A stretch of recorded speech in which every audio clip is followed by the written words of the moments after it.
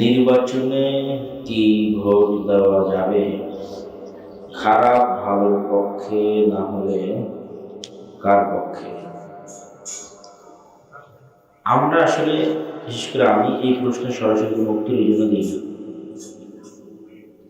যাদের বয়স 80 বা 90 বছর হয়ে গেছে, তারা খুব ভালো বলতে পারবে যে যখন 47 হয়েছিল তখন থেকে না আজ পর্যন্ত তারা জীবনে কত ভোট পার হয়েছে, এবং প্রত্যেক ভোটেই তাদের কাছে মনে হয়েছে এবার একটা ভোট দিলে খুব ভালো হবে।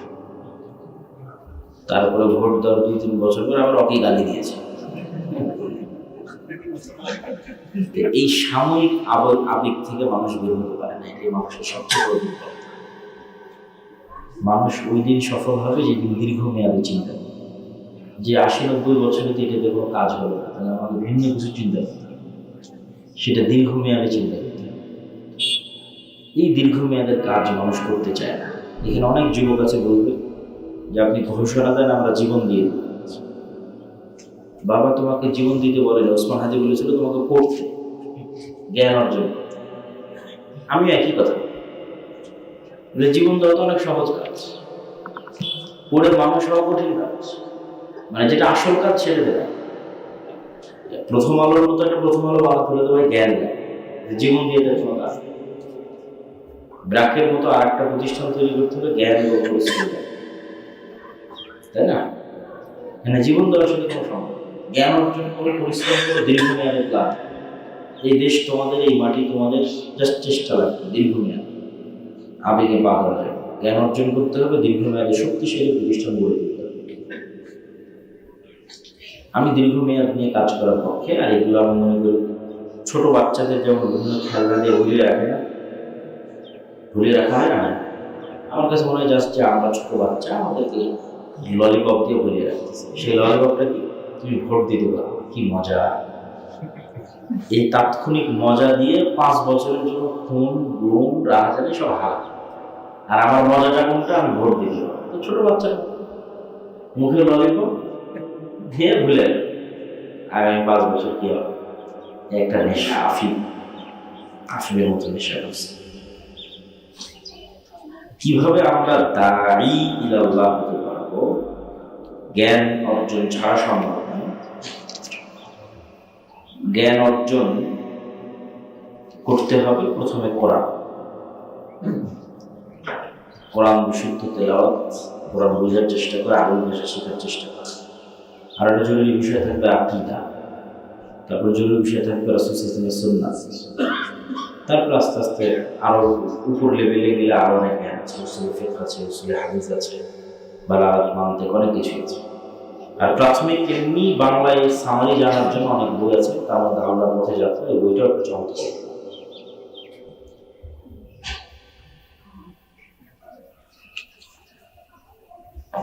ওইগুলো তো শেষ হয়েছে নাকি? আছে ঈশার সালাতের সাথে বেতের সালাত পড়া হয়ে গেলে তাহলে পড়া যাবে কিনা জানি। আমি একটি ফার্মেসিতে চাকরি করি, কিন্তু আমার মালিক ঔষধের দাম গায়ের দাম থেকে বাকি টাকা রাখে। তখন আমার চাকরি করাটা ঠিক হবে, কিন্তু আমি সঠিক দাম রাখি। গায়ের দাম থেকে বেশি দাম রাখা যদি গ্রাহকও জানে, তাহলে সেক্ষেত্রে ধোঁকা না দিয়ে স্বাভাবিক ইনকাম ভালো, কোনো সমস্যা নেই। ধোঁকা যেন না থাকে। বাসায় নিজে নিজে কিভাবে রুকিয়া করবো? আমরা অনেকে রুকিয়া বলে, রুকিয়া না বলে জিকির বলাই ভালো। জিকিরটাই হলো আসল। জিকির সব মুসলমান কি করতে হবে, এটা এমন কোনো কঠিন নয় যে কাউকে পারদর্শী হয়ে শিখে এসে প্র্যাকটিস নিয়ে, ঠিক আছে? যেমন হিন্দু কবিরাজেরা কেউ আসামের কামরূপ কামাখ্যাতে যায় ট্রেনিং নেওয়ার জন্য, কেউ যায় কোহে কাফে ট্রেনিং নেওয়ার জন্য, কেউ জিন শয়তানকে বশ করে। জিকির ওরকম কিছু না যে রুকিয়া নাম দিয়ে যে না মুখ রাখি, বিশেষ রাখি, তার কাছে সব শেষ হয়ে যায়, এগুলো কিছু না। জিকির সবার জন্য সমান, এবং জিকির চেয়ে পাওয়ারফুল, শক্তিশালী কিছু নয়। এটা সকল মুসলমানের জন্য সমান। সেক্ষেত্রে নাস, ফালাক, ইখলাস, আয়াতুল কুরসি, সূরা বাকারার শেষ 2 আয়াত, সূরা ফাতিহা, এগুলো খুবই চমৎকার, খুবই গুরুত্বপূর্ণ, খুবই পাওয়ারফুল। কিন্তু বিষয় হচ্ছে যে আমার অন্য কিছু ঠিক নাই, আমি শুধু এটি নিয়ে ব্যস্ত আছি, তাহলে অতটা কার্যকরী হবে না। অন্য কিছু ঠিক নাই বলতে যেমন আমি সালাত আদায় করি না, পবিত্র থাকি না, তাহলে তো শয়তান আমাকে ডিস্টার্ব দিবে। আগে গোড়া থেকে শুরু করতে হবে, সালাত দিয়ে শুরু করতে হবে, পবিত্রতা দিয়ে শুরু করতে হবে, তারপরে জিকির আসবে। কেউ যদি 5 ওয়াক্ত সালাত আদায় করে, পবিত্র থাকে, তারপরে সকাল সন্ধ্যার জিকির করে, ঘুম থেকে ওঠা, ঘুমানোর দোয়া, টয়লেটে ঢোকার দোয়া, টয়লেট থেকে বের হওয়ার দোয়া, সকল জিকির সবসময় স্মরণে রাখে, তাহলে তার বদ নজর, জিন, শয়তান এগুলোর আসর স্বাভাবিকভাবেই কম হয়। বাই চান্স যদি হয়, যেহেতু আল্লাহ নবীকেও মানুষ জাদু করেছে, আপনাকেও জাদু করতে হবে, বাই চান্স যদি হয়, তাহলে এগুলো দিয়েই আপনি বেরিয়ে আসতে পারেন। আমার অফিসে অনেক হারানো জিনিস অনেকে আমার কাছে জমা রাখে, প্রকৃত লোক খুঁজে না পেলে করবে, দান করে দেবে প্রকৃত লোক খুঁজে না পেলে। হিন্দু পরিবার, স্ত্রী ও 2 ছেলে সন্তান প্রায় 12 বছর যাবৎ ইসলাম ধর্ম পালন করছে। এক পর্যায়ে বাবা জানলেও এই বিষয়ে কাউকে কিছু বলেন না। স্ত্রী সন্তান চেষ্টায় আছে, বাবাও যেন ইসলাম গ্রহণ করে।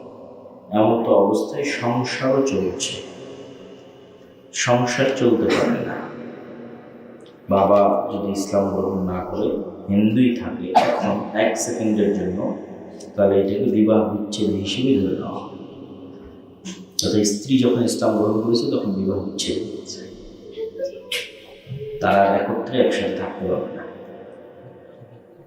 তবে স্বামী যদি আবার ইসলাম গ্রহণ করে, তাহলে আবার নতুন করে বিবাহ করা হবে, এরকম না। রাসূলুল্লাহ সাল্লাল্লাহু আলাইহি ওয়াসাল্লামের যুগে অনেক স্বামী স্ত্রী আগে ইসলাম গ্রহণ করেছে, স্বামী পরে, স্বামী আগে করেছে, স্ত্রী পরে, তাদের বিবাহকে বিশুদ্ধ হিসেবে গণ্য করে নেওয়া হয়েছে। তো সেক্ষেত্রে স্বামীর ইসলাম গ্রহণ জরুরি। ইসলাম গ্রহণ না করলে স্বামী স্ত্রী একসাথে থাকতে পারবে না, আলাদা থাকতে হবে।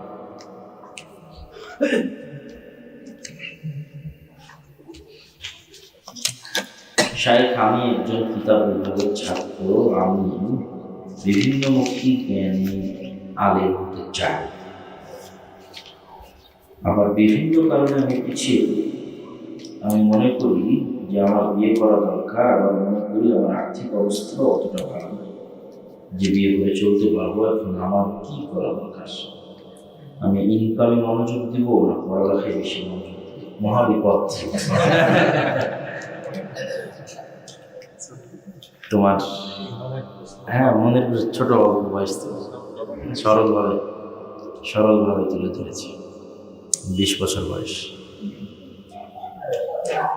তোমার উদ্দেশ্য পরামর্শ হচ্ছে, জ্ঞানের চেয়ে বড় ইনভেস্টমেন্ট পৃথিবীতে নেই। জ্ঞানী সবচেয়ে বড় ইনভেস্টমেন্ট, সবচেয়ে বড় বিনিয়োগ। ওই ব্যবসায়ী শ্রেষ্ঠ ব্যবসায়ী যে ব্যবসায়ী জ্ঞান অর্জন এখনো অব্যাহত রেখেছে। জ্ঞান অর্জনের মাধ্যমে নতুন নতুন আইডিয়া মাথায় আসবে, ক্রিয়েটিভিটি মাথায় আসবে, নতুন উদ্যোগ নেবে, সফলতা হবে, বিপদে পড়লে টিকে থাকতে পারবে, বুদ্ধি আছে। এই জন্য জ্ঞানের কোনো বিষয়। প্রথমত তুমি এটা করতে পারো, যেটা আমাদের দেশের মানুষ মনে করে যে জ্ঞান অর্জন করলে আর পাশাপাশি কিছু করা যায়, এটা আসলে ঠিক না। সাহাবীরাও কাজ করেই তারপরে জ্ঞান অর্জন করতে। ইনকাম করলে জ্ঞান অর্জন হবে না, জ্ঞান অর্জন করলে ইনকাম করা যাবে না, এই চিন্তা থেকে একটু বেরিয়ে আসতে।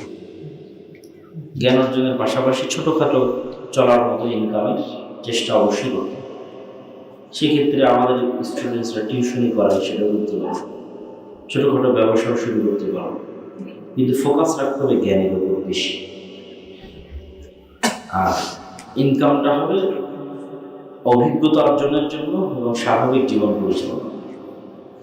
আর বিবাহের ক্ষেত্রে যেটা পরামর্শ, সেটা হচ্ছে ভালো অর্থনৈতিক সক্ষমতা ছাড়া বিয়ে করা উচিত নয়। ভালো অর্থনৈতিক মানে কোটিপতি লাখপতি হতে হবে এটিও বুঝানো হয়নি, বরং অল্প সন্তুষ্ট থাকবে এরকম একটা ফ্যামিলির জীবন ধারণের জন্য যতটুকু না হলে ততটুকু তো নিম্ন পক্ষে অর্জন করতেই হবে। তো সেক্ষেত্রে অর্থনৈতিক সক্ষমতা ছাড়া বিবাহ করলে সংসারে অশান্তি আসবে। এবং পরবর্তীতে এই সিদ্ধান্তের জন্য অনেক পস্তাতে হবে। তাহলে 1 নাম্বার, জ্ঞান অর্জন অব্যাহত থাকবে মৃত্যু পর্যন্ত। জ্ঞান অর্জনের চাইতে ফোকাস পাওয়ার মতো জিনিস পৃথিবীতে কিছুই না।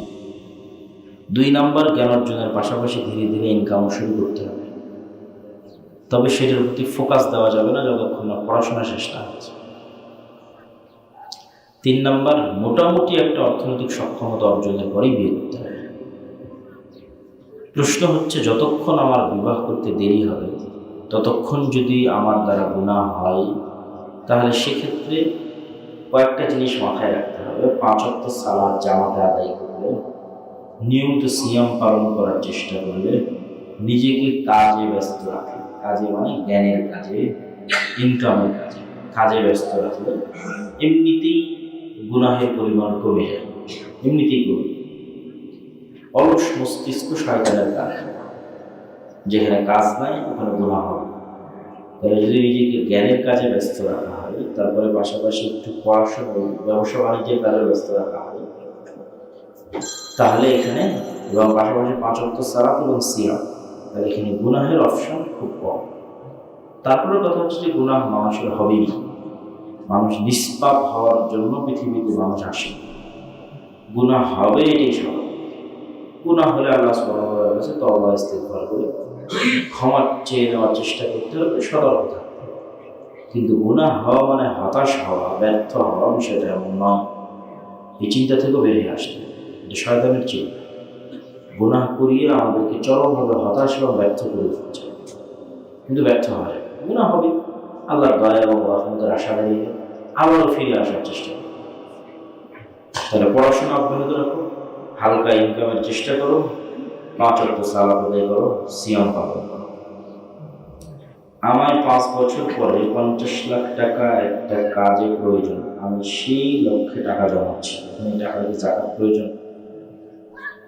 প্রত্যেক ক্যাশ টাকা, যে টাকার আপনি মালিক, বছর অতিক্রম হলে, নিসাব পরিমাণ সম্পদ বছর অতিক্রম হলে জাকাত দিতেই হবে, চাহে আপনি যে উদ্দেশ্যেই সেটিকে জমা করেন না।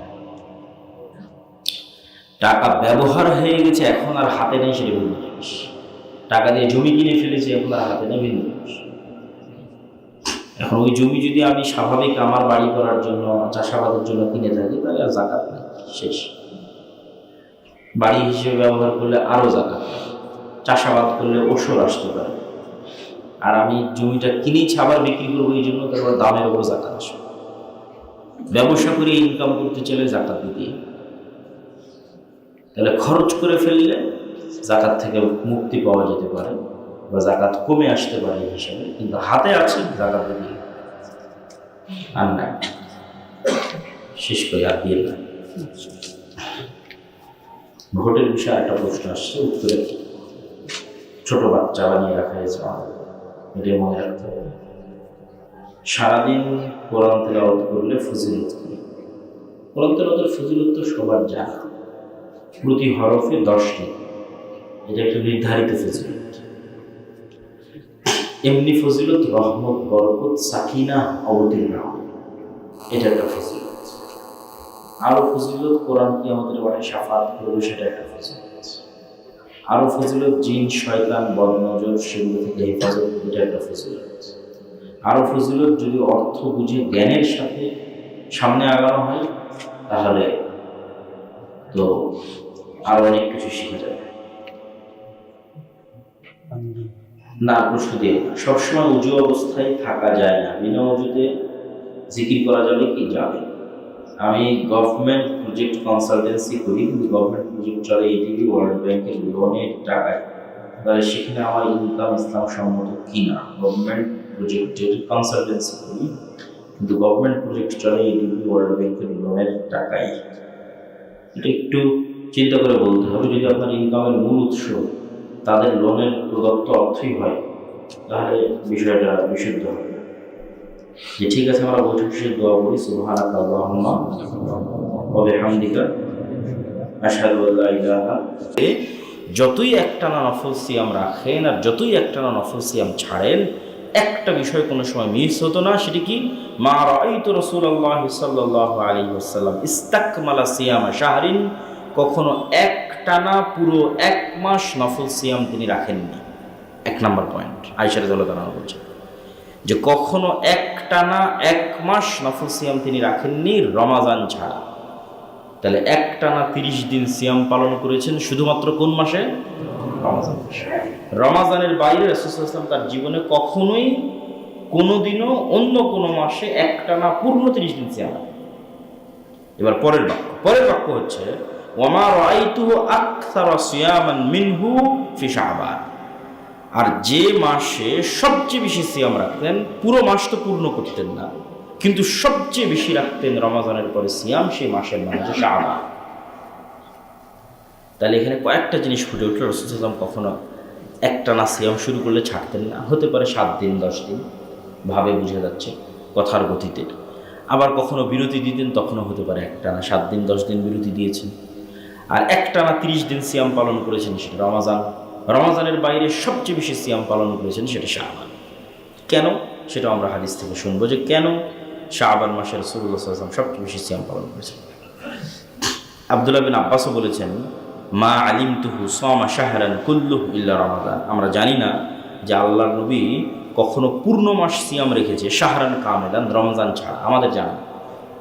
তাহলে রমাজান ছাড়া পুরো মাস সিয়াম পালন না করাও সুন্নাত, বা পুরো মাস সিয়াম পালন করা সুন্নাত বিরোধী। এটা বোঝার জন্য বলা আর কি। এবার আসি শাবানে কেন তো সিয়াম পালন করতেন। উসামা বিন যায়েদ রাদিয়াল্লাহু তাআলা থেকে বলতে তিনি বলেন রাসূল সাল্লাল্লাহু আলাইহি ওয়াসাল্লামকে জিজ্ঞেস করা হলো, আল্লাহর নবী, লাম আরাকা তাসুমু মিন শাহরিন মিনাশ শুহুর মা তাসুমু মিন শাবান। শাবানে যত সিয়াম রাখেন এত সিয়াম তো আমরা আপনাকে কখনো রাখতে দেখি না, কারণ কি? আল্লাহ নবী বলেন যাকা শাহরুন, এটি এমন একটি মাস যা রজব এবং রমাজানের মধ্যে অবস্থিত। মানুষ এটি থেকে গাফেল থাকে, অথচ এই মাসেই একটা বড় ঘটনা ঘটে। সেই ঘটনা হচ্ছে ওয়াহুয়া শাহরুন তুরফাউ ফীহিল আমাল ইলা রাব্বিল আলামিন। সারা বছরের বান্দার আমলের হিসাব রব্বুল আলামিনের সামনে পেশ করা হয়। ওয়া আহাব্বু আন ইউরফা আমালি ওয়া আনা সায়িম। আর আমি ভালোবাসি আমার আমল এমন সময় রব্বুল আলামিনের নিকট পেশ করা হোক যখন আমি সিয়ামরত আছি। আপনারাও যারা বিভিন্ন ফ্যাক্টরিতে কাজ করেন, বিভিন্ন কোম্পানিতে জব করেন, স্কুল কলেজে জব করেন, যখন HR থেকে আপনার প্রিন্সিপাল অথবা আপনার দায়িত্বশীলের কাছে রিপোর্ট পেশ করা হয়, তখন যদি আপনি খুব বড় একটা কাজে ব্যস্ত থাকেন সেই কোম্পানিরই, সেই প্রতিষ্ঠানেরই, তাহলে দেখা যাচ্ছে আপনার হয়তো 2-3 দিন অনুপস্থিতি আছে, কিন্তু ওই টানা 2-3 দিন আপনি প্রচুর পরিশ্রম করতেছেন, সেটা সেও দেখতেছে। তো এমন সময় আপনার রিপোর্ট পেশ হচ্ছে যে সময় আপনি প্রচুর পরিশ্রমী, তখন আসলে ইনস্ট্যান্ট কিছু বলা যায় না। তখন যে কোনো দায়িত্বশীল চিন্তা করে যে সে এখন অনেক পরিশ্রম করতেছে এই সময়টাতে, এখন তাকে কিছু না বলি। তো এই বিষয়গুলো স্বাভাবিক, কমন এবং খুবই সহজবোধ্য যে আল্লাহ সুবহানাহু ওয়া তাআলার সামনে বান্দার আমল পেশ করা হবে। যদিও এটা দিস ইজ ফর্মালিটি, শুধু ফর্মালিটি। আল্লাহ সুবহানাহু ওয়া তাআলা সবই জানে, আগে থেকেই জানে। পৃথিবী সৃষ্টির 50,000 বছর পূর্বে তার জ্ঞান থেকেই তিনি তাকদীর লিখতে বলেছেন। তাহলে তার জ্ঞান সর্বব্যাপী। ওয়াসিআ কুরসিয়্যুহুস সামাওয়াতি ওয়াল আরদ, আসমান জমিন ঘিরে আছে, সব কিছু ঘিরে আছে তার জ্ঞান। তো তিনি আগে থেকেই জানেন, সব কিছু জানেন, কিন্তু তারপরেও সব কিছুতে তিনি ফর্মালিটিজ রক্ষা করেন। সব কিছুতে ফেরেশতাদেরকে দায়িত্ব বন্টন করে দেওয়া আছে, কাজ ভাগ করে দেওয়া আছে। সেই ফর্মালিটিজের মধ্যে এটিও একটি ফর্মালিটি যে বছরে একবার, একদিনে আল্লাহ সুবহানাহু ওয়া তাআলার সামনে বান্দাদের আমলের হিসাব পেশ করা। তো রাসূল সাল্লাল্লাহু আলাইহি ওয়াসাল্লাম বলছেন যে শাবান মাস সেই মাস যেই মাসে আল্লাহর সামনে বান্দার হিসাব তুলে ধরে ফেরেশতারা। আমি চাই যে আমার রব দেখুক যে আমি ওই সময় সিয়াম অবস্থায় আছি। একই কারণে কিন্তু তিনি সোমবার এবং বৃহস্পতিবারের সিয়াম রাখতেন, কেননা সপ্তাহের হিসাব ওই সময় তুলে ধরা হয়। এখানে আরেকটি গুরুত্বপূর্ণ কথা বলে আমরা বক্তব্য শেষের দিকে চলে যাই। লা তুকদ্দিমু রমাদান বিয়াউমিন আও ইয়াউমাইনি, এটিও রাসূল সাল্লাল্লাহু আলাইহি ওয়াসাল্লামের হাদিস যে তোমরা রমাজান 2 দিন 3 দিন আগে শুরু করে দিও না। 2 দিন 3 দিন আগে শুরু করে দিও না মানে শাবানকে রমাজানের সাথে মিলিয়ে দিও না। পুরো মাস সিয়াম রাখলাম না, এটা তো ঠিক আছে, কিন্তু আবার এই কাজ করলেন যে ঠিক আছে শাবানের শুরুর দিকে সিয়াম নাই, শেষের দিকে এমনভাবে সিয়াম রাখতেছেন রমাজানের সাথে মিলিয়ে দিলেন, এটা সুন্নাত বিরোধী। শাবান এবং রমাজানের মধ্যে গ্যাপ থাকতেই হবে, রাসূল সাল্লাল্লাহু আলাইহি ওয়াসাল্লামের সুন্নাত। 1 বা 2 দিন বিরতি দিতেই হবে। 25 শাবানের পরে সিয়াম রাখার কোনো প্রয়োজন নেই। যা রাখার দরকার 25, 26, 27 শাবানের মধ্যেই রেখে নিতে হবে। 25, 26, 27 রমাজানে গিয়ে বিরতি দিয়ে দিতে হবে, কেননা এটা রমাজানের সম্মান। রমাজানের সম্মানে শাবান মাসকে রমাজানের সাথে মিলানো হবে, সিয়ামের ধারাবাহিকতা। এটি রাসূল সাল্লাল্লাহু আলাইহি ওয়াসাল্লামের আদেশ, এবং আরও স্পষ্টভাবে বহু হাদিসে নিষেধ করেছেন যে রাসূলুল্লাহ সাল্লাল্লাহু আলাইহি ওয়াসাল্লাম কখনোই শাবানকে রমাজানের সাথে মিলিয়ে দিতেন না। আমরা বক্তব্যের শেষে চলে এসেছি। সিয়ামের সকল পরকালীন উপকারের পাশাপাশি দুনিয়াবী উপকারও অসংখ্য সীমাহীন, যা আসলে আমরাও জানি, তারপর সংক্ষিপ্ত আকারে বলি যে সিয়ামের দুনিয়াবী উপকারগুলো কি কি। আমরা সকলেই জানি, মানুষ যখন খাবার গ্রহণ করে তখন সেখান থেকে ক্যালোরি তৈরি হয়, সুগার তৈরি হয়, এবং সেটিকে ভাঙার জন্য শরীর থেকে একটি হরমোন বের হতে হয়, ইনসুলিন। এই হরমোনটা শরীর থেকে তৈরি না হলে এগুলোকে ভাঙা যায় না।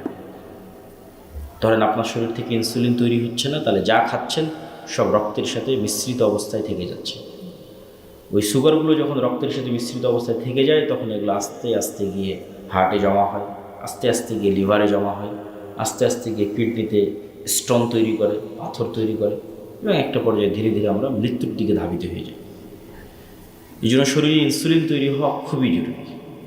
তো ইনসুলিন সেন্সিটিভিটি কেন কমে? প্রচুর খাওয়ার কারণে ইনসুলিন সেন্সিটিভিটি কমে যায়। সে এত পরিমাণে সুগার রিসিভ করছে, এত ক্যালোরি রিসিভ করছে যে সে ক্লান্ত হয়ে গেছে, আর ইনসুলিন তৈরি করতে পারতেছে না। যখনই আপনি ওখানে গ্যাপ দিবেন এবং খাবারের বিরতি দিবেন, তখন ইনসুলিন সেন্সিটিভিটি বাড়ে এবং নতুন ইনসুলিন তৈরি হওয়ার সুযোগ পায়। তাহলে সিয়াম এমন এক প্রক্রিয়া যা মানুষকে দীর্ঘমেয়াদে ডায়াবেটিস মুক্ত রাখতে অথবা ডায়াবেটিসের খারাপ প্রভাব থেকে শরীরকে দূরে রাখতে অনেক সহায়ক।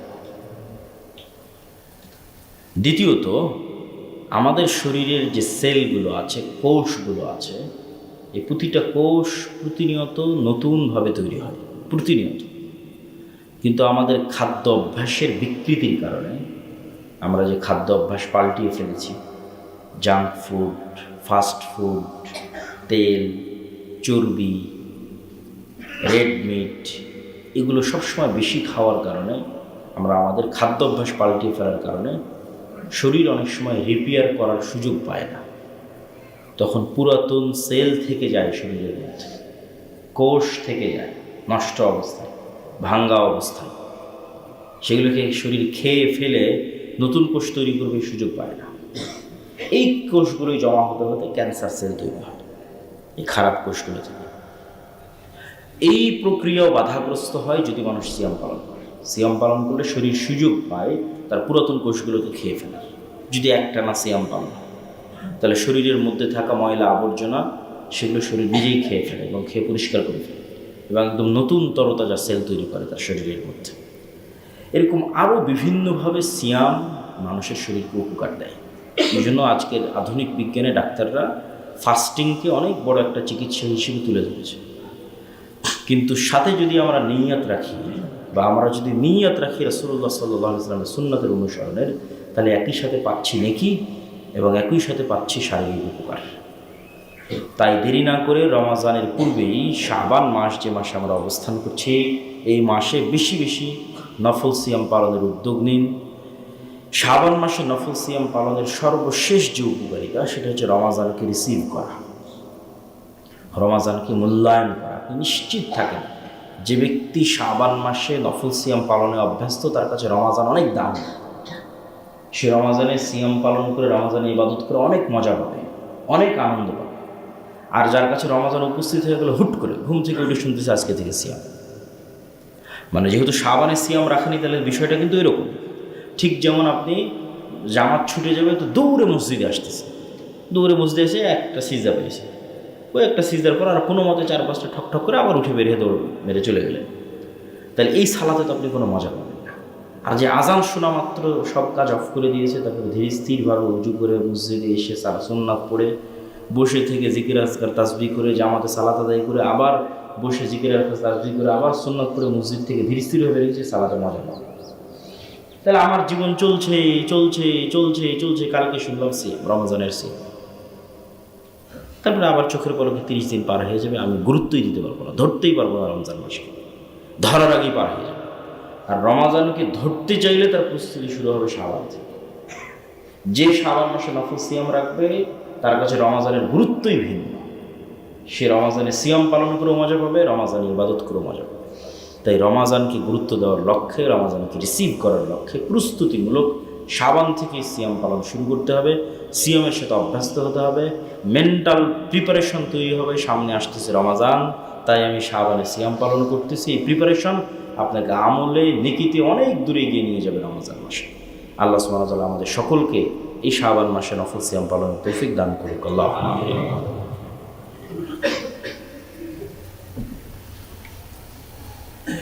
الحمد لله وحده والصلاة والسلام على من لا نبي بعده يا أيها الذين آمنوا صلوا عليه وسلموا تسليما اللهم صل على محمد